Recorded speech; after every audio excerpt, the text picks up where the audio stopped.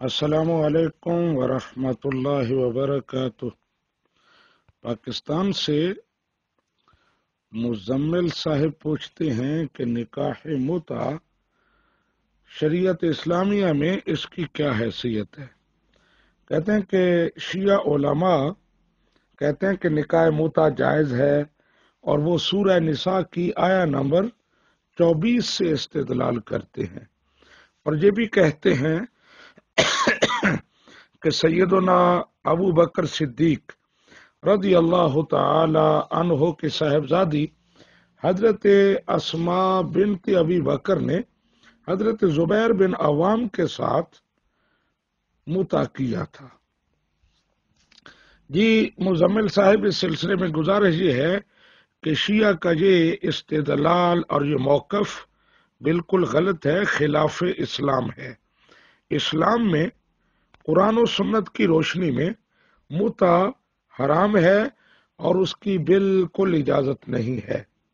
میں قرآن پاک کی چند آیات اور چند احادیث آپ کی خدمت میں پیش کرتا ہوں، جن سے پتہ چلتا ہے کہ متع حرام ہے اور اس کی اسلام میں اجازت نہیں ہے۔ سورہ نساء کی آیہ نمبر 3 ہے۔ اللہ سبحانہ و تعالیٰ فرماتا ہے، جو عورتیں تم کو پسند ہیں ان سے نکاح کرو، 2 سے، 3 سے اور 4 سے، اور اگر تمہیں یہ خدشہ ہو کہ ان کے درمیان انصاف نہیں کر سکو گے تو صرف ایک نکاح کرو یا اپنی کنیزوں پر اکتفا کرو۔ اب اس آیہ کریمہ میں اللہ سبحانہ و تعالیٰ نے جنسی جذبات اور جنسی شہوت کے پورا کرنے کے لیے صرف 2 صورتیں جائز فرمائی ہیں۔ ایک یہ کہ تم نکاح کر لو، 2 سے، 3 سے، 4 سے، 1 سے، جتنی تمہیں ضرورت ہے، اور اگر یہ نہیں ہے تو پھر لونڈیوں کے ساتھ اور جن کے تم مالک ہو۔ اب یہ لونڈیاں اس دور میں نہیں ہے، یہ سلسلہ ختم ہو چکا ہے، لیکن ابتدائی اسلام میں تھا۔ تو صرف 2 صورتیں، تیسری صورت متع والی نہیں ہے، اگر ہوتی تو اس کا بیان بھی ہوتا۔ اسی طرح سورہ نساء کی آیہ نمبر 25 ہے، اس میں اللہ سبحانہ و تعالیٰ فرماتا ہے، اور جو شخص تم میں سے آزاد مسلمان عورتوں سے نکاح کرنے کی استطاعت نہ رکھتا ہو تو وہ مسلمان کنیزوں سے نکاح کر لے۔ اور پھر آگے اللہ سبحانہ و تعالیٰ ارشاد فرماتا ہے، اور یہ حکم اس شخص کے لیے ہے جسے غلبہ شہوت کی وجہ سے اپنے اوپر زنا کا خطرہ ہو، اور اگر تم صبر کرو تو یہ تمہارے لیے بہتر ہے۔ تو اللہ سبحانہ و تعالیٰ فرما رہا ہے کہ اگر تمہیں خدشہ ہو کہ غلبہ شہوت کی وجہ سے، جذبات کی وجہ سے تم زنا کے مرتکب ہوگے، بدکاری کے مرتکب ہوگے، تو پھر تم نکاح کر لو، اور اگر نکاح نہیں کر سکتے، اس کی طاقت نہیں ہے آزاد عورتوں سے نکاح کرنے کی، تو پھر کنیزوں کے ساتھ تم نکاح کر لو، اور اگر یہ بھی نہیں ہے تو پھر صبر کرو۔ تیسرا کوئی طریقہ نہیں ہے۔ اگر متع کی اجازت ہوتی تو اللہ سبحانہ و تعالیٰ فرماتا، آزاد عورتوں کے ساتھ، کنیزوں کے ساتھ نکاح نہیں کر سکتے، ان کے اخراجات، ان کا نان و نفقہ برداشت نہیں کر سکتے، تو پھر متع ہی کر لو، کیونکہ متع میں یہ لوازمات نہیں ہوتے، اس میں اتنے اخراجات نہیں ہوتے، آسانیاں ہوتی ہیں۔ اب ایک اور آیہ کریمہ، اور یہ سورہ نور کی آیہ نمبر 33 ہے۔ اللہ سبحانہ و تعالیٰ فرماتے ہیں، اور جو لوگ نکاح کی طاقت نہیں رکھتے ان پر لازم ہے کہ وہ ضبط نفس کریں، حتیٰ کہ اللہ تعالیٰ انہیں اپنے فضل سے غنی کر دے۔ کہ جن کے پاس مال و دولت نہیں ہے، وہ بیوی کا نان و نفقہ برداشت نہیں کر سکتے، تو وہ کیا کرے؟ وہ ضبط نفس کرے، اس وقت تک اپنے آپ کو کنٹرول کریں جب تک اللہ تعالیٰ ان کو وسائل نہ دے دے اور وہ نکاح کے اخراجات برداشت کرنے کے قابل نہ ہو جائیں۔ اب اس پر ایک حدیث مبارکہ بھی میں آپ کی خدمت میں پیش کرتا ہوں، بڑی مستند حدیث ہے۔ نبی رحمت صلی اللہ علیہ وآلہ وسلم نے نوجوانوں کو خطاب کرتے ہوئے ارشاد فرمایا، یا معاشر الشباب، اے نوجوانوں، من استطاع منکم الباءۃ فلیتزوج، جو تم میں سے نکاح کے اخراجات برداشت کر سکتا ہو وہ شادی کرے، فإنہ اغض للبصر واحسن للفرج، یہ آنکھوں کو حیا بخشتا ہے اور شرمگاہ کو پاک دامن بناتا ہے۔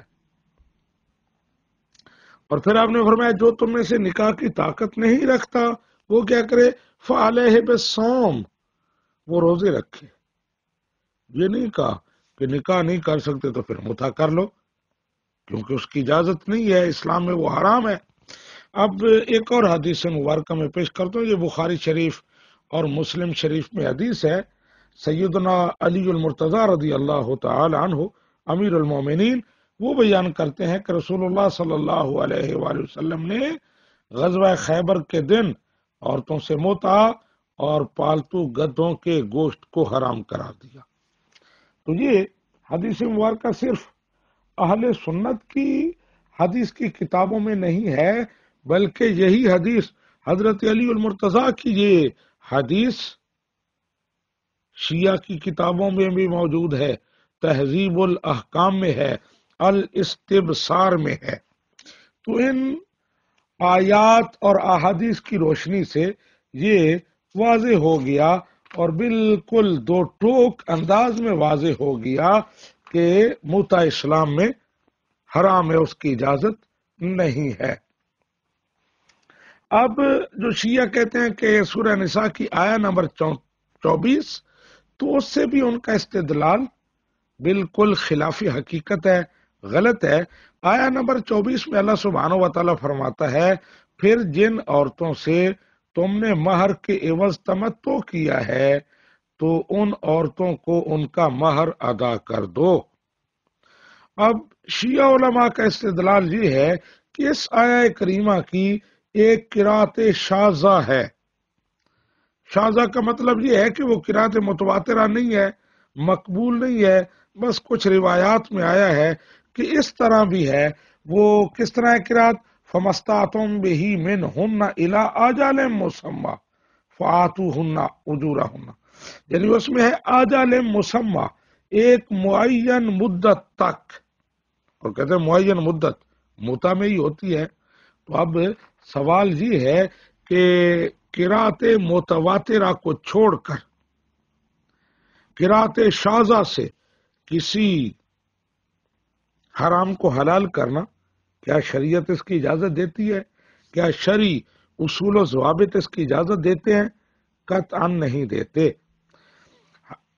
اہل سنت و جماعت کے پاس جو قرآن پاک کے نسخے ہیں ان میں، حتیٰ کہ شیعوں کے نسخے میں بھی اس آیہ کریمہ کے الفاظ یہ ہیں، فَمَسْتَعْتُمْ بِهِ مِنْهُنَّ فَآتُوهُنَّ أُجُورَهُنَّ، اِلَىٰ أَجَلٍ مُّسَمَّىٰ کے الفاظ نہیں ہیں۔ تو اس لیے اس قرات شاذہ سے قرات متواترہ کے خلاف استدلال بالکل باطل ہے۔ اور آخری بات، حضرت اسماء بنت ابی بکر کے حوالے سے جو کی گئی وہ بھی بالکل غلط ہے۔ حضرت زبیر کے ساتھ ان کا نکاح تھا، اس سے ان کی اولاد ہوئی اور پھر انہوں نے طلاق دی۔ متع میں نہ طلاق کا تصور ہے، نہ اس میں نسب ثابت ہوتا ہے، نہ کوئی نان و نفقہ کی بات ہوتی ہے، اس لیے شیعہ کا یہ کہنا بھی غلط ہے۔ ھذا ما عندی واللہ ورسولہ اعلم بالصواب۔